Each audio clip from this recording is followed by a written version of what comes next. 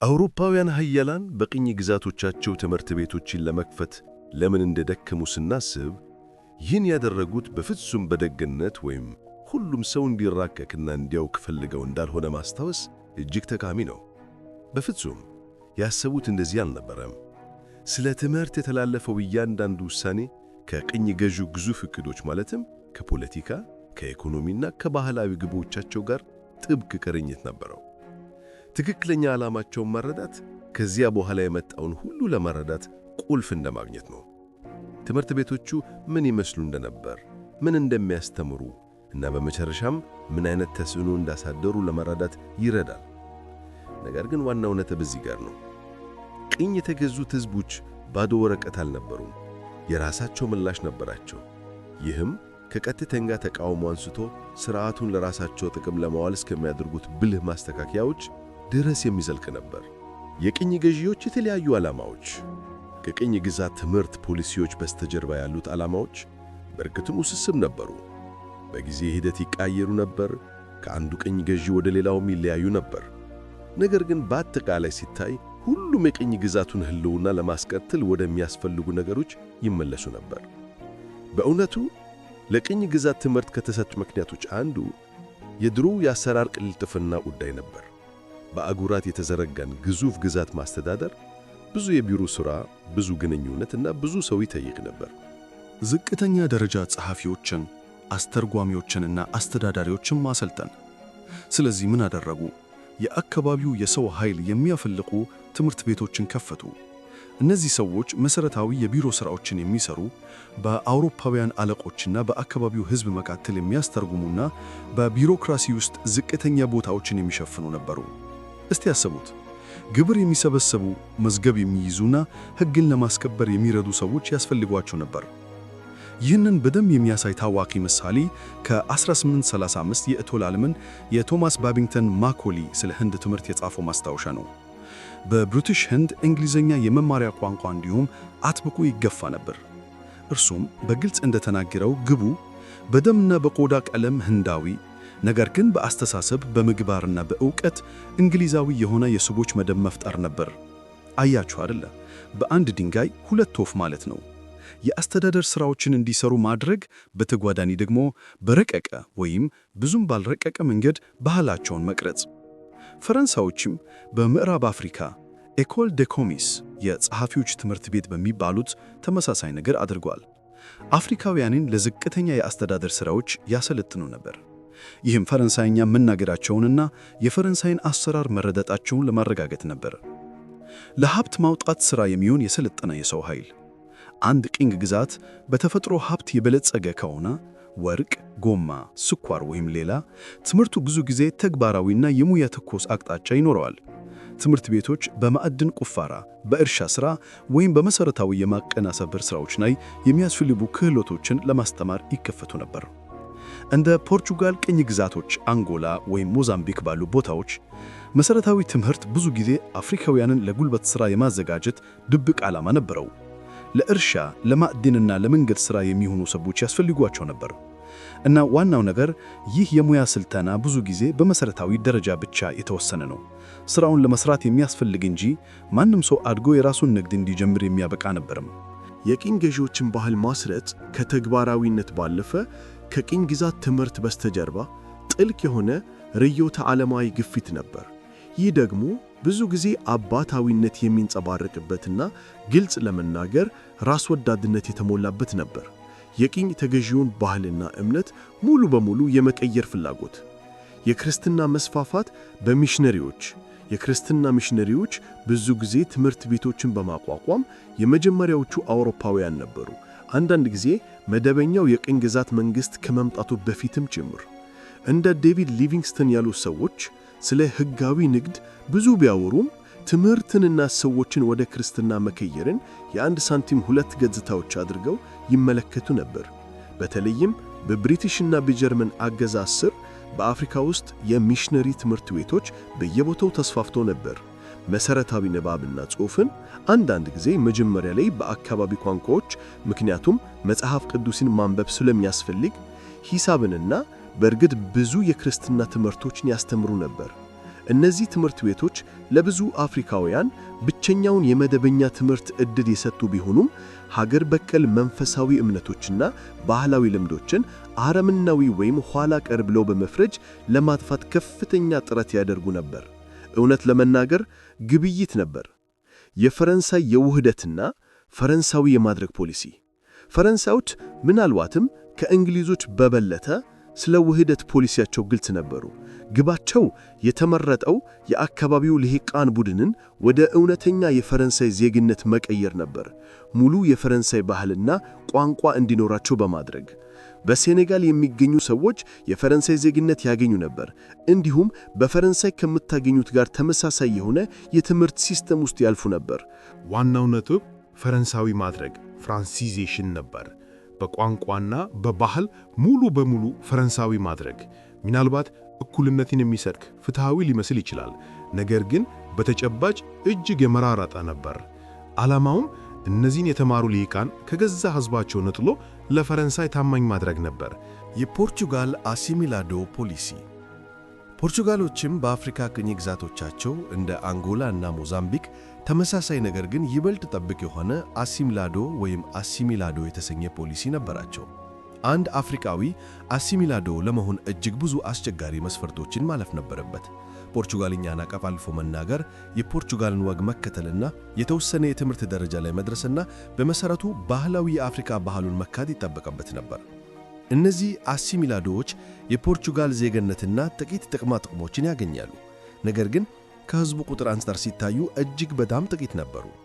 ይህም ፖሊሲው ስለ እውነተኛው ውህደት ሳይሆን ግዛቱን ለማስተዳደር የሚረዳ ትንሽ ታማኝና በባህል አውሮፓዊ የሆነ መሃል ሰፋሪ ቡድን ስለመፍጠር እንደነበር ያሳያል። ለቅኝ ገዢው ኃይል ታማኝነትን መፍጠር ከአስተዳደርና ከባህል ባሻገር የቅኝ ግዛት ትምህርት ሕዝቡን ለመቆጣጠርና የውጭ አገዛዝን ሕጋዊ ለማስመሰል የሚረዳ ረቂቅ መሳሪያም ነበር። የትምህርት ቤት መጻሕፍቶች እንደ ፕሮፓጋንዳ ጽሑፎች ነበሩ።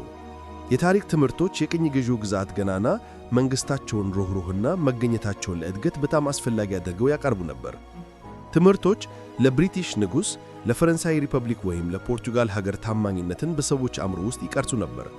በሁሉም ግዛቶች ውስጥ በዜግነትና በታሪክ መማሪያ መጻሕፍት ላይ ይህን ግልጽ ግፊት ማየት ይቻላል።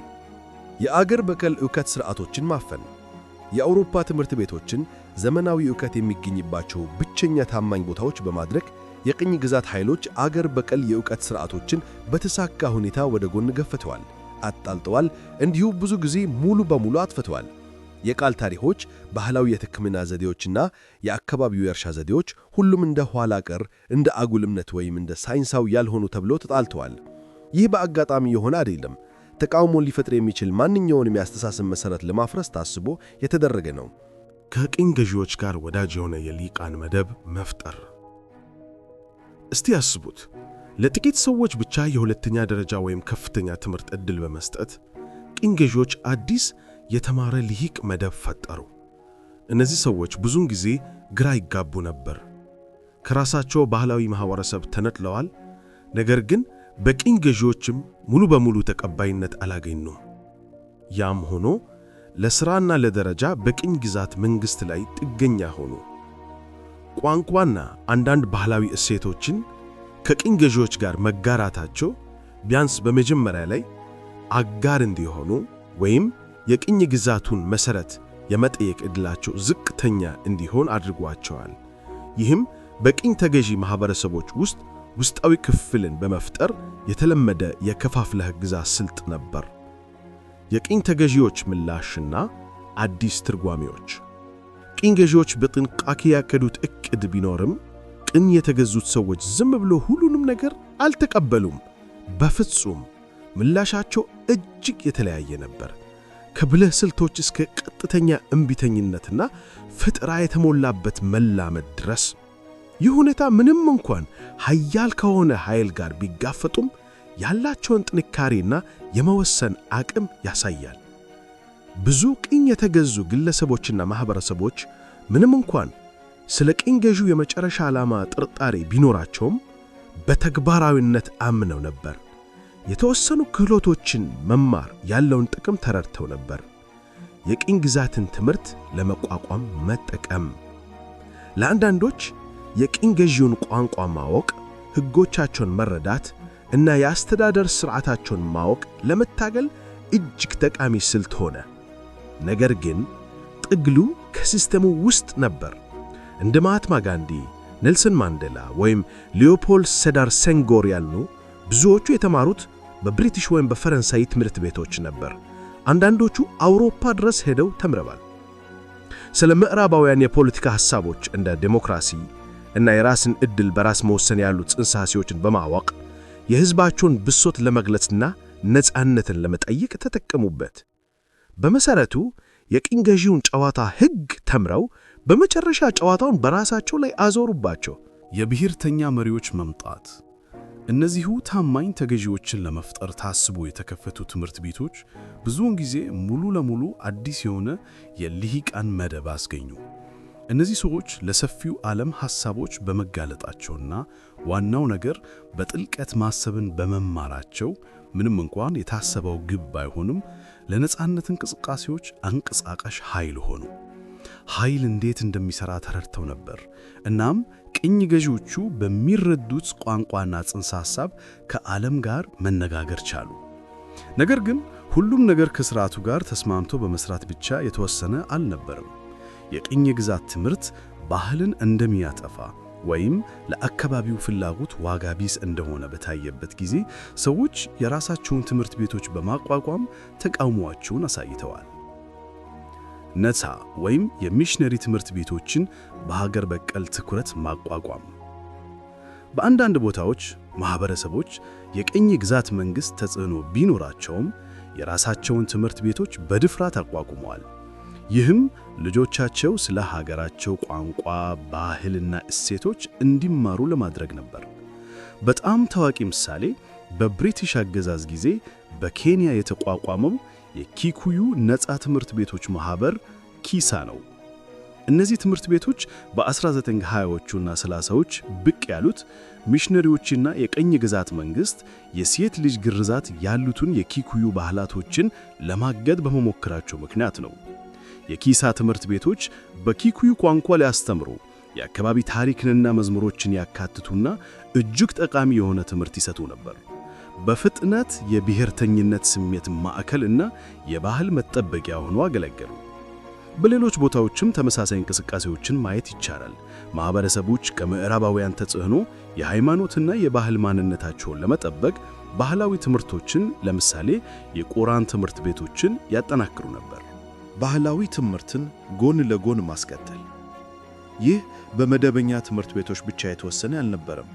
እነዚያ ሁሉ ባህላዊ የመማሪያ መንገዶች፣ ተረቶች፣ የዕደ ጥበብ ልምዶች፣ ስለ አገር በቀል እጽዋትና መድኃኒቶች መማር፣ ባህላዊ መንፈሳዊ ትምህርቶች እና የባህል ሕግጋት አሰራር ሁሉም ቀጥለው ነበር። ብዙ ጊዜ በጸጥታ አንዳንዴም በድብቅ ይካሄዱ ነበር። ከቅኝ ግዛት ትምህርት ቤቶች ከፍተኛ ጫና ቢኖርባቸውም የአካባቢው ዕውቀትና ባህላዊ ልምዶች እንዲተረፉ አድርገዋል። ይህ አይነቱ ዝምተኛና ያልተቋረጠ ተቃውሞ ነበር። ነገሩ ይህ ወይንም ያ የሚባል ምርጫ ብቻ አልነበረም። የቅኝ ግዛት ሥርዓቱን ሙሉ በሙሉ መቀበል ወይንም ሙሉ በሙሉ መቃወም ብቻ ሳይሆን ብዙ ማኅበረሰቦችና ግለሰቦች መካከለኛ መንገድ አግኝተዋል። የቅኝ ግዛት ትምህርት ሥርዓቱን ክፍሎች ለራሳቸው ፍላጎትና ምኞት እንዲሰማማ አድርገው በብልሃት አስተካክለዋል። የቅኝ ግዛትና የአገር በቀል የማስተማሪያ ዘዴዎችን ማዋሃድ። ይህንን በሚሽነሪ ትምህርት ቤቶች በተለይም በኋላ ላይ በአገሬው ሰዎች መመራት በጀመሩት ውስጥ ማየት ይቻላል። የክርስትና ትምህርቶችን ከአካባቢው ባህላዊ እውጤዎች ጋር ለማዋሃድ ይሞክሩ ነበር፣ ወይንም የቅኝ ግዛት ሕጎች ከሚፈቀዱት በላይ የአካባቢውን ቋንቋዎችን ይጠቀሙ ነበር። የትምህርትን ዓላማ ለራስ ዕድል በራስ መወሰን እንደገና መተርጎም። ከጊዜ በኋላ ቅኝ የተገዙ ሕዝቦች ስለ ትምህርት የነበራቸው አስተሳሰብ ላይ ትልቅና ኃይለኛ ለውጥ መጣ። ቅኝ ገዢዎች ትምህርትን የመቆጣጠሪያና አውሮፓዊ የማድረጊያ መንገድ አድርገው ሲያዩት፣ ቅኝ ተገዢዎቹ ግን ከጊዜ ወደ ጊዜ ትምህርትን እንደ ነፃነት ቲኬት፣ እንደ ራስን በራስ የማዘመን መንገድና እንደ ነፃ ሀገር በዓለም መድረክ ላይ ቀና ብሎ ለመቆም የሚያስችል አቅም አድርገው ማየት ጀመሩ። ትምህርት የእድገት፣ የአቅም ግንባታና የራስን ጉዳይ በራስ የማስተዳደር ትልቅ ምልክት ሆነ። ይህ የአስተሳሰብ ለውጥና አዲስ ትርጓሜ የተሻለና ሰፋ ያለ የትምህርት ፍላጎትን አከታተለ። ይህም በቅኝ ገዢ ኃይሎች ላይ ጫና ፈጠረ። እንዲሁም ከሁሉም በላይ ነፃነት ሲመጣ ትምህርት ምን መምሰል እንዳለበት አቅጣጫውን ወሰነ። ስለዚህ ሁሉንም ነገር አንድ ላይ ስናገናዝብ የቅኝ ግዛት ትምህርት የኢምፔሪያሊዝም ትግል የሚነጻባርበት የጦር ሜዳና የማያቋርጥ የጉተታ ገመድ ጨዋታ እንደነበር እንረዳለን። ቅኝ ገዢዎች ግልጽ ዓላማ ነበራቸው፣ እርግጥ ነው። ነገር ግን ቅኝ ተገዢዎቹ ፍጹም ተገብሮ አልነበሩም። በመንገዱ ላይ የሚመሩ፣ የሚቃወሙ እንዲሁም የተሰጣቸውን የትምህርት ዕድል በመቀየር ለራሳቸው የሚሆን የወደፊት መንገድ የሚጠርጉ ንቁ ተዋናዮች ነበሩ። ስለተከታተላችሁኝ አመሰግናለሁ።